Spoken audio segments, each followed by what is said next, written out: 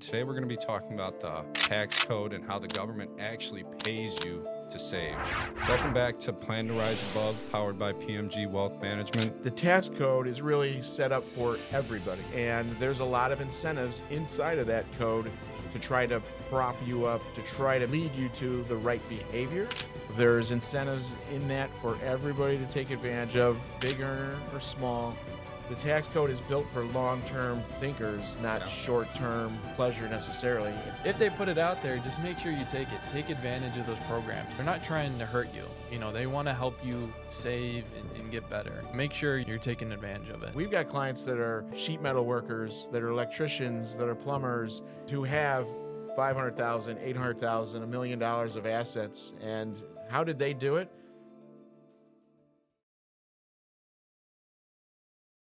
Do you ever feel like the system is rigged against you? Today's episode might just change the way you think about the tax code.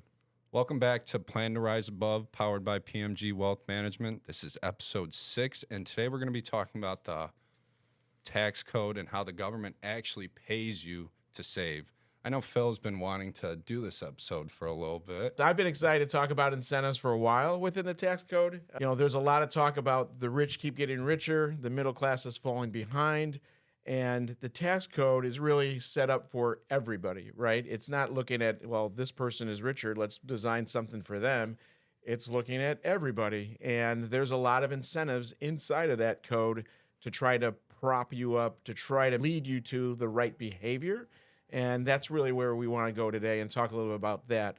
Also, there's been a lot of talk about the K-shaped recovery from COVID, which in my opinion was a long time ago now, and we're still talking about COVID for whatever reason, and this K-shaped recovery. This goes into kind of previous episodes that we've talked about of trying to build assets, and those who have assets are on the top of the K. Those that don't have assets might be at the bottom part of that K. Again, this tax code, the incentives within the tax code are there to try to prop you up the right side, the top part of that K, right? So I think this episode is going to be pretty timely for everybody. Again, there's been a lot of discussion on this K-shaped recovery still for whatever reason, and hopefully people will take some of these ideas that we're going to talk about, these incentives within the tax code, and use them. And again, they're there for everybody. It's not just there for a rich person. It's there for everybody. So, yeah, and people got to remember, taxes are going to be your biggest lifetime expense. So you always want to try to find ways to legally pay less than you have to. And that's a trend we see. The people at the top of the K, they're always taking advantage of those incentives. So one of the big core ideas, right, is that the tax code itself is a behavior shaping system, right? It's built to drive individuals towards something basically and try to go the right direction. The tax code is trying to get you to save versus spend, invest in ownership versus just wages, and then also long-term thinker versus short-term thinker, right? So again, that is kind of the basics of the tax code.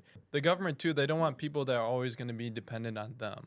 Mm-hmm. So with them giving you incentives, that makes you more independent, more self-sufficient, and you're not always counting on a government paycheck. You can create your own. Yeah, and the government doesn't want you to rely on their paycheck either. They'd rather have you build these retirement accounts, these incentives, so that you can fund your own retirement and not have to rely on Social Security. Yeah, and that's Correct. A trend we've seen even with, the pension system. It went from pensions, the companies taking on all the risk, to passing it on to the consumer and having consumers have a 401k and to kind of take initiative on their own to be self-sufficient. So it's something we keep seeing, and it's something people need to adapt to and kind of embrace. Mm-hmm. Yeah. All right, so I know we have a list of 10 major tax incentives that reward asset building, and we're not going to, as we go through these, we're not going to number all of these, but let's start, I guess, at the beginning, right? And the first one we have, which everybody is pretty familiar with at this point, is the retirement accounts, right? 401k, the employee-sponsored plans. Anything you want to add on there? I kind of feel like we can kind of brush through that one quickly because everybody should know this one. That one's mainly just the basics. That's setting the foundation. At a minimum, take advantage of your match. That's free money. If your match is 4%, without a doubt, you should be doing 4% or more to your 401k. But I would say that's one of the most basic accounts we're going to talk about. I actually have a stat on how much people don't utilize their match. It's an estimated $24 billion of employer match on the table every year that are left just unused. Yeah, that's free money. It's a guaranteed 100% return. You know, if you put in 10,000, your employer gives you another 10,000. You know, just take it while you can. Again, going back to the incentive piece, right? The government put that on the table in terms of wanting you to be able to get a deduction. They're not taxing you on that. So if your paycheck is $1,000 or $10,000, you put away 10%. So then you would have, go back to $1,000, you'd have $100 going away into that plan. You're only taxed on $900 today. So you're paying less tax today. That money grows and builds for the future. That hopefully you're in a lower tax bracket at that point, and then you will get that money back. But then also the incentive of the employer match. Yeah. And you're saying they leave how much on the table? $24 billion. $24 billion. That's a lot of money. Yeah. Might be able to buy the Bulls with that or something. I don't know. But that's The White Sox, you could save them finally. Yeah, I might only need $500 million for that. But yeah, Discount. most people, again, pretty familiar with the retirement plan through the employer. But again, it all started with Congress at some point saying, hey, we want you to put away money up on this shelf for longer term. Don't call us later. We're giving you this benefit. Go put the money away, right? And then we stacked on from there. Next up, I would say the health savings account. That account is the only account that's triple tax advantage. That means you're going to get a tax deduction, you're going to get tax-free growth, and tax-free withdrawals for medical expenses. So if you have a high deductible health plan, this account a lot of times is a no-brainer, and you can use it for a lot of things. Like I have one, I use it for my contacts, anything for my family. So if Sophia's at the doctor and there's a deductible, you can use the HSA. So it's very flexible. And let's say for some reason you never end up using it, when you turn 65, it turns into an IRA account. So it's not like you need healthcare expenses. You know, at some point it turns into a traditional retirement account. So that account, like I said, if it's available, I highly recommend taking advantage of it. Yeah, and for those couples that are looking to retire early, the HSA can act as like a medical parachute. Using those funds that you've been investing and saving in that HSA can be used pre-retirement for medical costs, tax-free. They're tax-free withdrawals, so might as well grow that. And sometimes it can outperform like Roth accounts because it's tax deductible and distributions are also tax-free. So it's probably one of the best accounts out there. Yeah, and they do limit you. So for an individual, it's $4,300. For a family, it's $8,550 per year. So it's not like you can put a ton of money into it, but a small amount every year. Plus, it's invested. You know, it can grow double, triple throughout your lifetime. And one thing for the younger listeners here, if you're still on your parents' account or insurance, you can't open one. I already tried. Still on my parents' house. Like, oh. Yep, 26. Okay. You got to switch over. Just turned 25. So. Very good. Good point. Good point. What's the next one we have? I got a Roth account. So that's everything. That's a traditional Roth IRA, backdoor Roth IRA, or mega backdoor Roth IRA. So with the Roth, those funds grow tax-free. Normal Roth, you can do $7,000 to. The other one is a backdoor. So if you're a high earner, that's something you want to look into. And the one you don't see a lot of is the mega backdoor. So if you're a real high income earner and you've already maxed out your 401k, some plans allow you to make after-tax contributions to your 401k plan and then convert them to Roth IRA. So if you have that, definitely take advantage of it, because if you're in the highest tax bracket, if you use an after-tax account, you're getting a 20% capital gains tax, you're getting the surtax at 3%, any other income is taxed at ordinary income, so you're going to be paying a very high tax rate, so take advantage of that Roth. Mm-hmm. Yeah, we've been seeing a lot of Roth conversions lately with some of our bigger clients and trying to foot that huge RMD bill come 75 or whenever it eventually comes to you. But Phil, how have we been like managing those? And well, again, yeah, I think with that, you have to start doing a 10, 20, 30-year cash flow plan, right? We're definitely looking at those retirement plan projections for the rest of somebody's life. We're looking at the assets that they already have. We're looking back at their budget. What, do they have after-tax money to pay the tax from a separate account, not from the IRA itself, right? So there's a lot that goes into a conversion, but at the kind of the simple, quick version of what we're looking to get to is is, can we move money from this taxable structure, future taxable structure, bring that tax forward today to then try to get in the tax-free bucket as soon as possible, so then that money will grow longer and then grow this tax-free piggy bank to be a really big fat pig, so to speak. So that's kind of what we're looking at. And I will add, though, the Roth conversion is, in my opinion, way more of a successful legacy item than it is for the actual owner of the IRA itself. Yes, you can use the money, and if you're young enough, then maybe it's, if you're 40 and maybe it's 70, you grab the money back for yourself. That's great.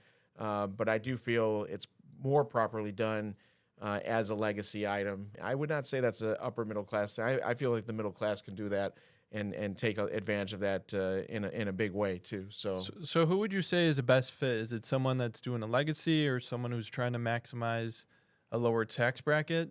Who do you think that would be best for?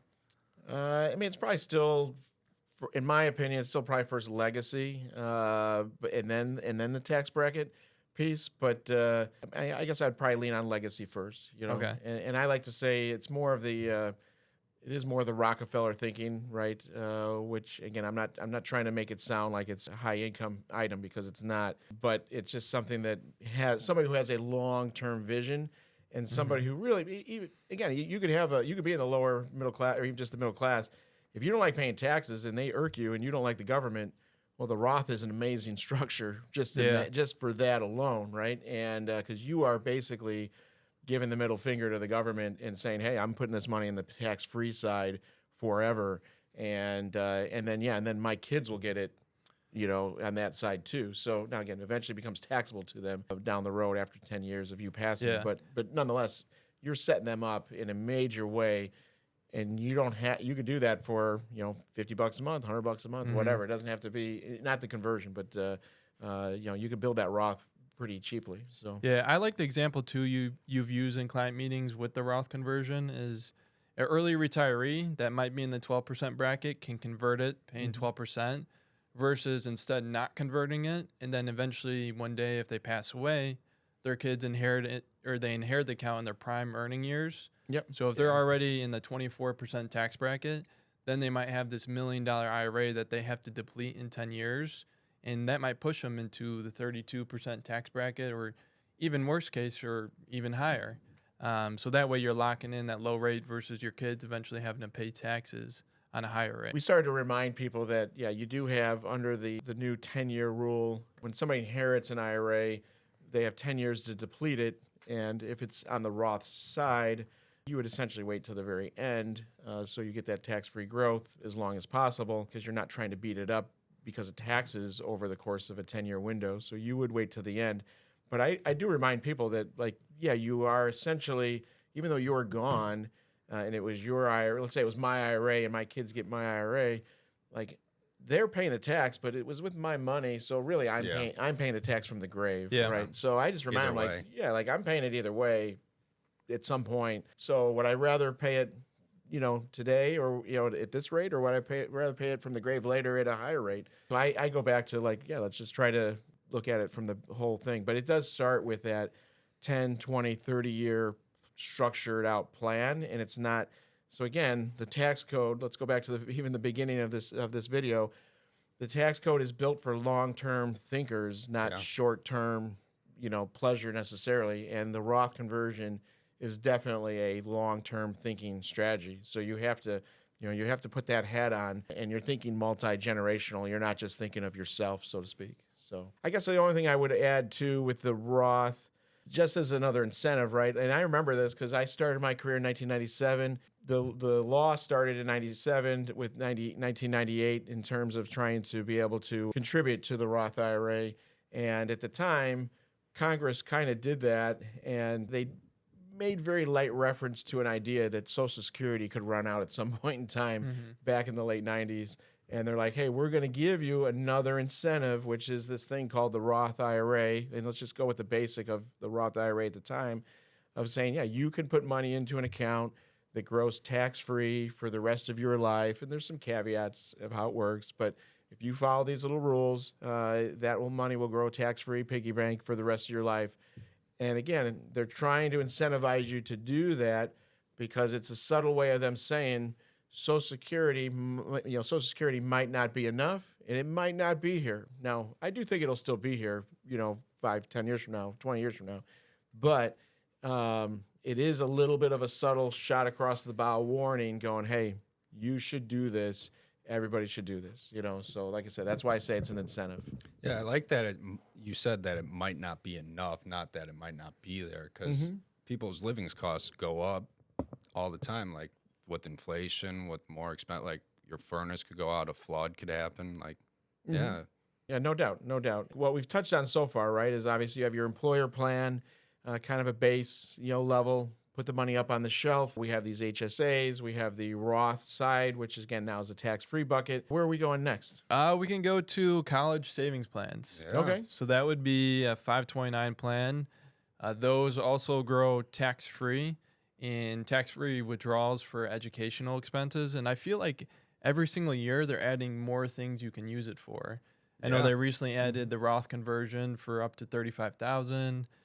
K through 12 education, CFP training, like you name it, like it's in there, like room and board too, even so trade like, school, I think now trade school, laptop. So they're really Textbooks, pushing you to use it, because I feel like early on everyone's like, well, I don't want to lock up my money. What if my kid doesn't go to college, or what if he gets a scholarship? You can even reimburse yourself if your kid does get a scholarship. So it's a very flexible account, and on top of it, you get the state tax deduction. Right, so Illinois, you're paying 4.95%, and you can deduct up to $20,000 on taxes. So that's another $1,000 in tax savings every year For Illinois. For Illinois. For Illinois. Yeah. So it does vary by state. So check your different state laws and what incentive they might have. But for Illinois, it's a very good setup. Yeah, and then there's also encourage grandparents out there. You should all be trying to set one of these accounts up for your grandkids. There is another piece of this that when the kid goes, when they're a freshman, they go apply for school. There is the FAFSA form, and where the colleges and and obviously the government is looking at like, hey, what is the expected contribution rate of a family to pay for college? And if grandma and grandpa have the 529 plan, the colleges are not looking at that. Whereas if the student has a $20,000 custodial account in their name, maybe it's mom and dad's name for the kid, the FAFSA form counts that. Then the expected rate is roughly 20% of that account has to be, the government's expecting you to pay 20% of that account for school that year. So you'd rather have it in the 529 plan anyways, but ideally in grandma and grandpa's name, because they're much harder to find and they're not looking at that. So, for benefit of that child. So there is a lot of things that they're setting up, and this is another incentive of going, hey, we know college is going to be expensive. You might as well start now. So here you go. Here's an account that will grow tax-free if you use it right for college. So go and use it, right? I mean, it's another way the government's kind of pushing you to save. And even recently with the Trump accounts, so starting in 2026, the government's going to give you $1,000 seed deposit to help save for your child. And then I know yesterday it was Michael Dell recently announced he's going to donate, I think it was $6.5 billion to give 25 million Americans $250, which I think it's awesome. It's amazing. Yeah, it's amazing. So like a lot of people are hopping on the trend of saying, hey, get invested, start early, take care of your kids, and it's a trend that we keep seeing. Yep. And again, let's go back to K-shaped recovery. People complaining like, hey, we're not all participating. Okay, the upper part of the K has assets. Well, how do they get assets? They put away $50 at a time. They put away $25. Yes, maybe somebody put away $2,000 or $5,000 because they have a little bit more. It doesn't matter. You can start as low as possible and put away whatever, and you can eventually work your way up the upside part of the K. It's not whether you're rich or not. It's at anybody's disposal.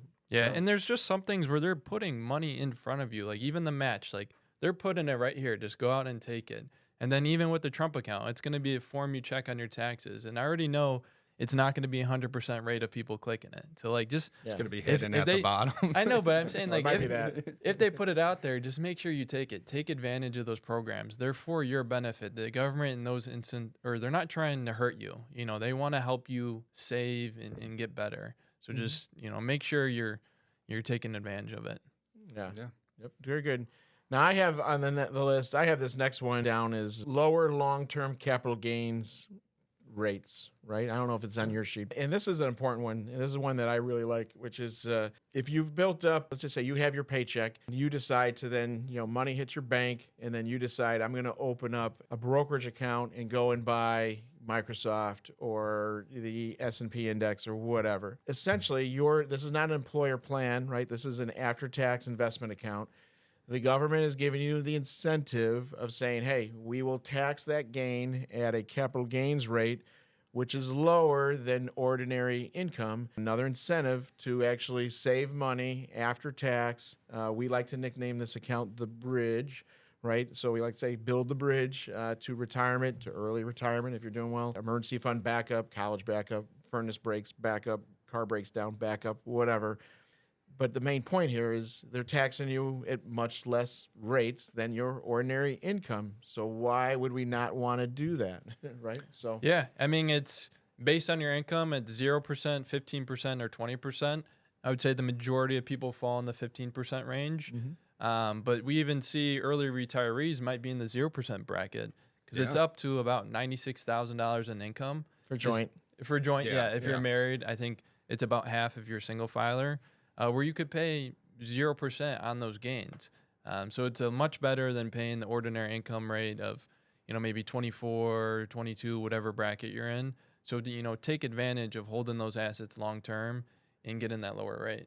Yeah, and I will say, I'm going to go down a little bit of a rabbit hole, so I apologize now, but this is one of those that does irk me a little bit politically, so we're going to go there. It's just saying, hey, you have everybody has the ability. No pausing. Everybody has the ability to do this if they want to, right? And so when somebody comes out and says, "Hey, the rich are, they just cash in their stock and whatever because they pay less taxes." Remember, they originally had a paycheck and they took money and shoved it over here in a different pile. Right. And that different pile, the government is incentivizing them to build a separate pile. This is that pile. So if you can build this other bucket, so to speak, you will get taxed less on it. So why, again, if you have extra money, this is where you want it to go. This is what, this is just the government incentivizing you to do it. So eventually somebody does get a really big pile over there and they can live off of that. If they sell it, if they pay less tax, I don't know. I'm not a jealous person, but I'm just hey, applaud them. Congrats. They took advantage of what the rule is. They looked at the chessboard and they played the chessboard the way it's supposed to be played. That's what I'm looking at. Anybody can do it. It's not political. The tax code is not political. Anybody can do it. Yeah, and it's a trend we keep hammering on is think like an owner, buy assets. The more you can do that, the better off you're going to be. Mm-hmm. Yeah. I do have one more thing on the tax or long-term capital gains. There's also tax loss harvesting. So every year you can write off about $3,000 on your taxes with losses. If you have more than $3,000, you can carry forward it to next year.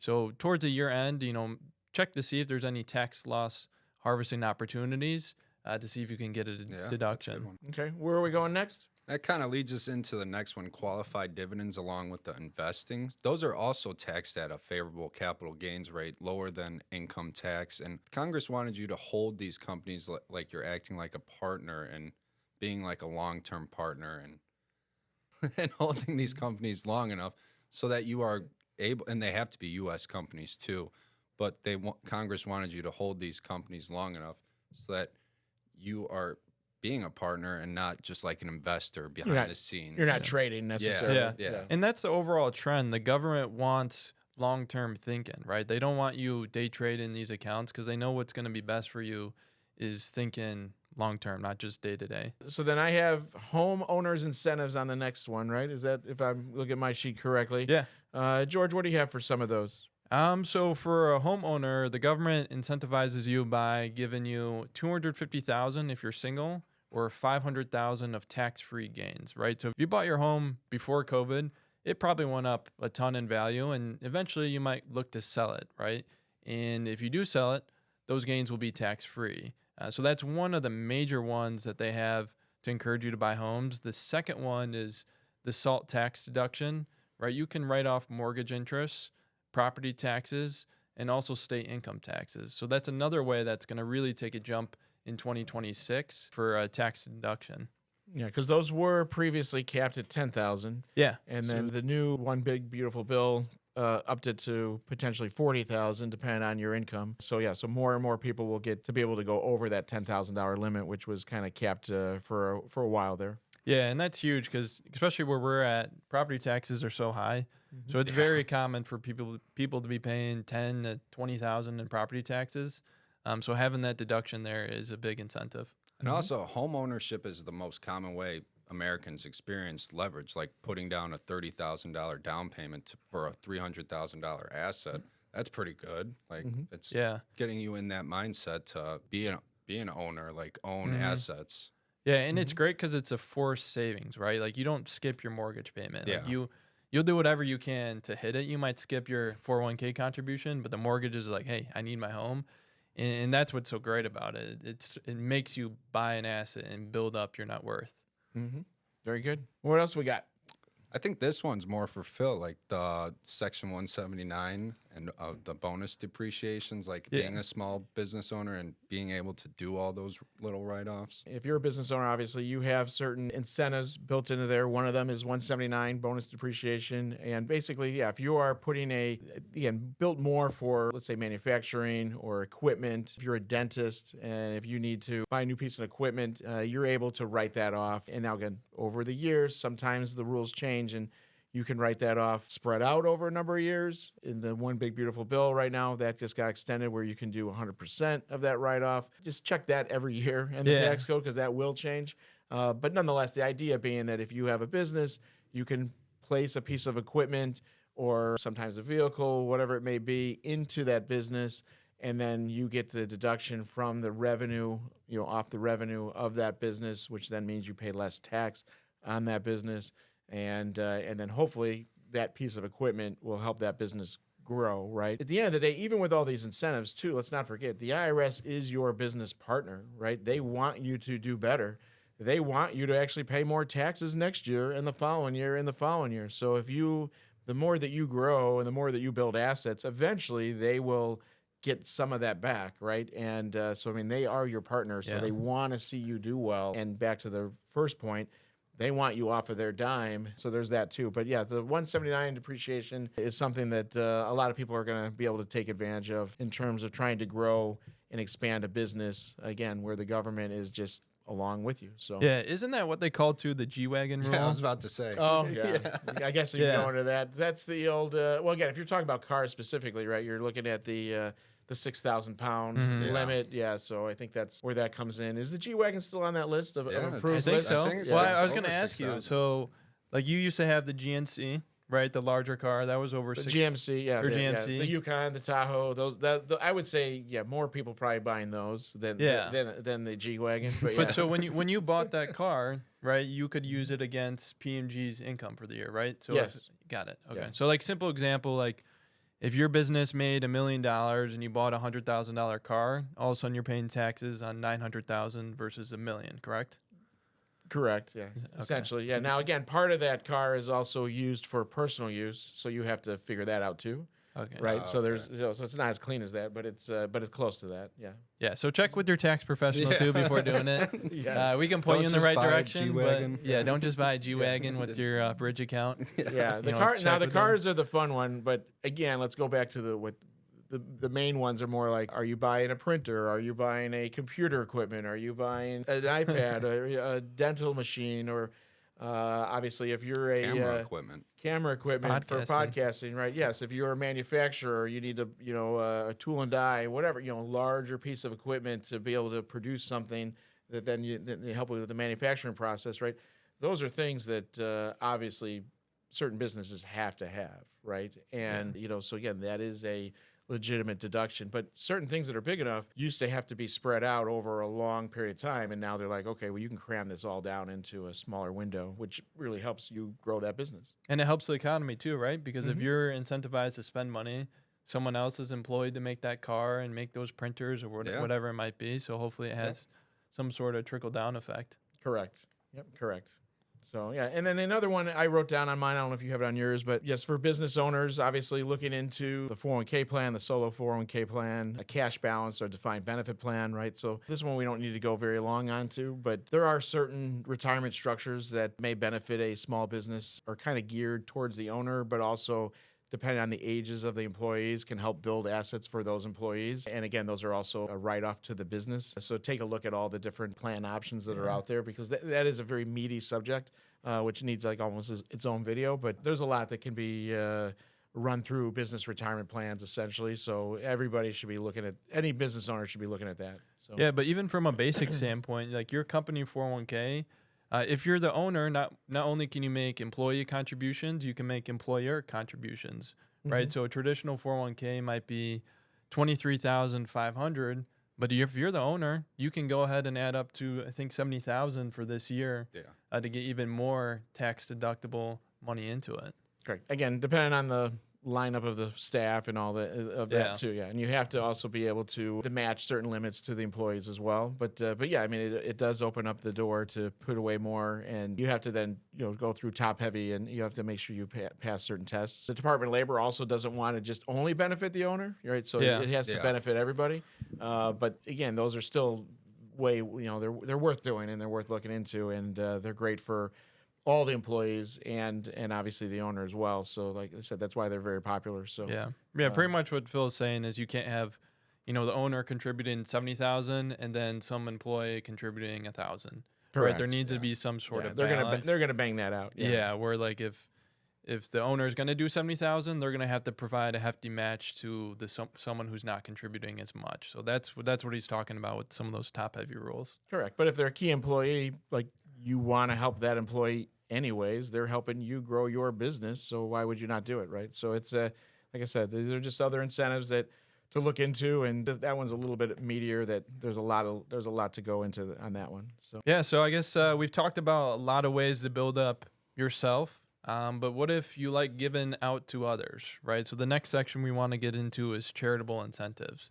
So I don't know if you guys have anything you wanted to. Yeah, one of the things that we've been utilizing a lot with our clients is the donor advised funds. The donor advised funds is a really good way, especially if you're itemizing, you can do like a $10,000 deposit into this donor advised fund and take that deduction that year. And then moving forward, you can just do 500, or I think it's 5% of the account. Correct. 5% of the account each year. And then you can just go into the portal and just name off whatever charitable charities you want. And it's a lot easier than just doing cash and keeping track of all that, like in a spreadsheet.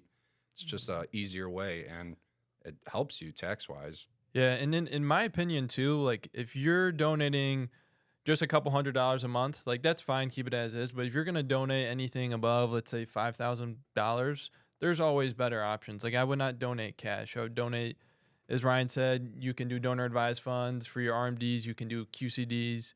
There's a lot of different options that benefit both you and the charity, right? Because you would have paid taxes on a large chunk of that money anyway. Yeah. So why not give more money to the charity and then also get a larger deduction? So it's a win-win for both parties. That's why it's one of those things that's a no-brainer. Correct. And then again, like, the QCDs we do a lot of when somebody's already taken out their required minimum distribution. So obviously this is for older retirees. So everybody should be aware of what that is. And we can help with that, or talk to your advisor. But the other piece on the donor advised fund, I just want to go back to that. It's really good for people that are, maybe they're in the standard deduction, but if they want to bunch, or maybe like 1 year, they might super fund a donation for like what you were talking about. They might do $10,000 in 2026, but then and itemize, but then in 2027, 28, 29, maybe they go back to the standard deduction. And then in 2030, they donate again, so they might do $15,000 or $20,000, or just a larger donation in the 1 year. It sits in that fund, and then for the years that you're back to the standard deduction, you're peeling off and giving the money away. You don't get a deduction in that year that you're doing it, but the year that you gave, it might be every 3 years, or it might be every 4 years that you actually use the fund in terms of donating to it and taking the write-off. But then you would then use it going forward in those other years that you're back to the standard deduction. Whereas technically, again, the standard deduction has it's assuming that you're doing some write-offs, but let's just say if you do no write-offs, you just get the standard deduction, that's fine. But if you did give $500 or you gave $2,000 of cash and you're still under the standard deduction, well, you don't really get anything. You don't get anything extra for that. So what we're talking about is a way to potentially get something extra for the actual donation. So that's where that comes in. Yeah. So if you're a person who's sitting on a large unrealized gain, let's say maybe you bought NVIDIA a couple years ago and it's up 1,000%, this might be something you want to look into. Mm-hmm. Anybody can build assets, right? But with that being said, right now, the stat I have here is 54 to 60% of U.S. households have retirement accounts.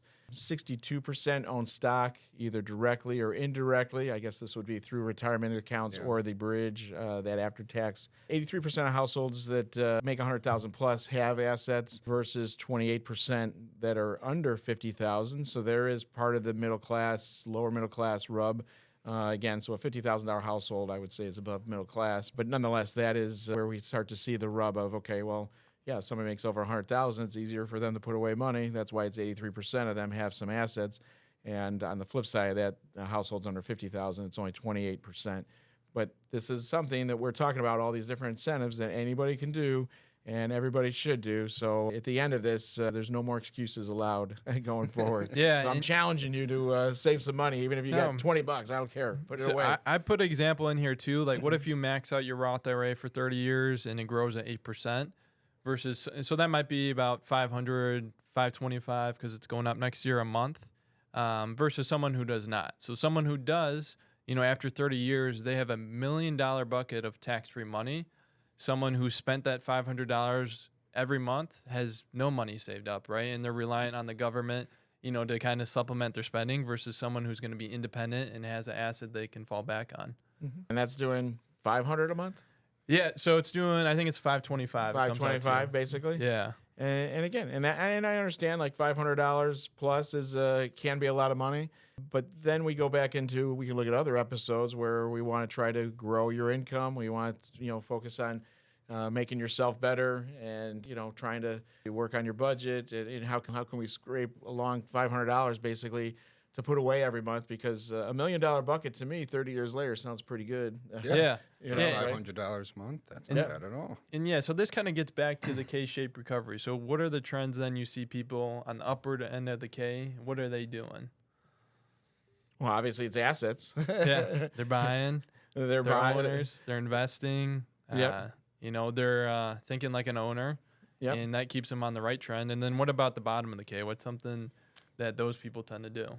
Obviously, they're a little bit more, relying on safety nets. They're definitely a little bit more, they're spending their money. They're short-term thinkers. I would say that's probably the biggest piece of it. Politically, there is a little bit of the wage earner aspect on there, which, again, I get it. Like, sometimes it's hard to save. But essentially, you have the opportunities there for everybody. So, this is not rocket science. This is just something that I think, unfortunately hasn't been hammered on in school enough. So maybe there's part of the rub there as well, that the education system kind of let some people down over the last 30 years. I do feel like not just us, but I think all podcasters and YouTubes and whatever else, they've actually really helped shine a lot of light on this over the last 5 years, maybe even the last 10 years, but more specifically in the last 5 years. The education on financial topics is way, way out there, right? And you can learn off of other YouTube channels and whatnot. So maybe it's all stuff that you're not getting in school. So the education piece, I wasn't taught this, isn't really a good excuse anymore.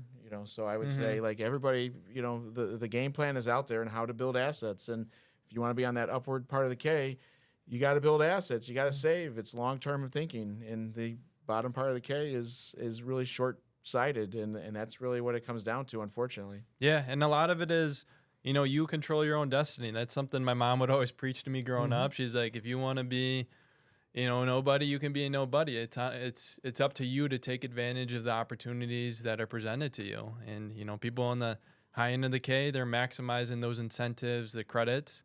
The people on the bottom end of the K, they're making excuses, pointing fingers, and they're blaming anyone but themselves. So you just got to choose what path you want to be on. Mm-hmm. Yeah, I found this saying. It's some say the wealthy win because the game is rigged. Others say the wealthy win because they play the game. And I think that's it. Like, they're playing the game. They're buying assets when it's in the downturn of a market. During COVID, they're buying assets, maybe doing a little more venture capital, like doing more during these down times, not sitting in your house complaining that the government's not taking care of you. They're acting on these negative times and building huge amounts of wealth for themselves. Yeah, and not to get political, but both parties have their own things they do. And don't say I'm Republican, so I only do this, or I'm a Democrat, I only do this. Take advantage of what both parties bring to the table. You know, Democrats might have more credit subsidies. Use it to your advantage. You know, Republicans might have more tax incentives. Same thing. Use it to your advantage. You know, you don't need to pick sides. Just play the game, how they have it set up, and take advantage of it. Correct. Yeah. And again, the tax code doesn't care, right? So I mean, Doesn't I care. mean, Congress collectively put together the tax code, right? And you know, there's incentives in that for everybody to take advantage of, big earner or small. The tax code is there for everybody. And I would even add, like, there's been, you know, I even say, like, my own mom, like, I'm going to give a shout out to my mom here. For years, she did her own taxes, and I think she still does, which I will yell at her about. But for years, she did her own taxes, pencil and paper. And I would say, like, when you do your own taxes, you know, by hand, you learn a whole bunch of what is in that tax code. Not even TurboTax? Like Not even TurboTax. Oh, and again, man. so, like, you know what's in the tax code if you actually spend the time to do it. When you start to do it, again, by paper, and eventually you're like, what? I lost this deduction, or what? I did this, or what? Like, and then you start to learn, like, what is going on with that thing by doing it. Now, again, fast forward to today. Yes, TurboTax makes life a lot easier. And but I do feel like there's probably some truth in that. At some point in everybody's life, you should at least do your own taxes once to try, because you will learn a whole bunch by doing that. And again, hopefully you have somebody look at it so you don't mess it up either. But there's something to be said for digging in, which is not easy, but you will learn a ton by digging into that. And so nonetheless, there's that. Do we have anything else in it, or are we kind of wrapping up? What do we have? No, in here? I think just to close it out, like, pick your branch of the K. Do you want to be on the uptrend or the downtrend? You know, decide what you want to do and control your own destiny. Mm-hmm. Yeah, and pick one of these incentives we talked about and act on it in the next couple days, or even research it a little more, or contact your advisor and see what you could do to do more. Yeah, we always talk about 1% better each day. Yeah. So like Ryan said, pick one of these, take action, and get it going. Yeah, and I would say, yeah, like the easy ones to me are obviously increase your 401k contribution by 1%. Right, That's like, easy. Everybody can do that, right? Yeah. Maybe if you've never started the bridge, the after-tax account, you know, go open up a brokerage account somewhere and start putting in $25 into that. If you already have your 401k going over here, you know, start doing a little bit in that bridge account, because again, the bridge account will set you free. I mean, that thing is amazing. That's where we try to get everybody going, that the third leg of the stool, so to speak, that most people don't always have. And it's a harder piece to build, but that we want to do. But again, $25, go get that started and do that every month. And again, and we've got, like, I just want to bring this back to kind of the reality too. Like, we've got clients that are, you know, sheet metal workers, that are electricians, that are plumbers, and who have $500,000, $800,000, $1 million of assets. And how did they do it? $100 at a time. You know, that's how they did it. It wasn't some huge, like, hey, I won the lottery. Here's my $100,000, and we built it to something else. They did it $100 at a time. Mm-hmm. But as their income went up, their savings went up. You know, went to 100 to 150 to 200. And now they're coming in with larger checks all the time. So again, our mission obviously is to get you to plan to rise above. I don't know if the camera picks it up, but it says it above my head. At the same time, we want to get you to keep growing assets. We want to get you to do better, make yourself better. So thank you for tuning in. Take advantage of the tax code. Go back and look at the other episodes as well. And we appreciate all the shout outs we're getting, and things are good. Yeah. Plan to rise above. So we should get some score predictions.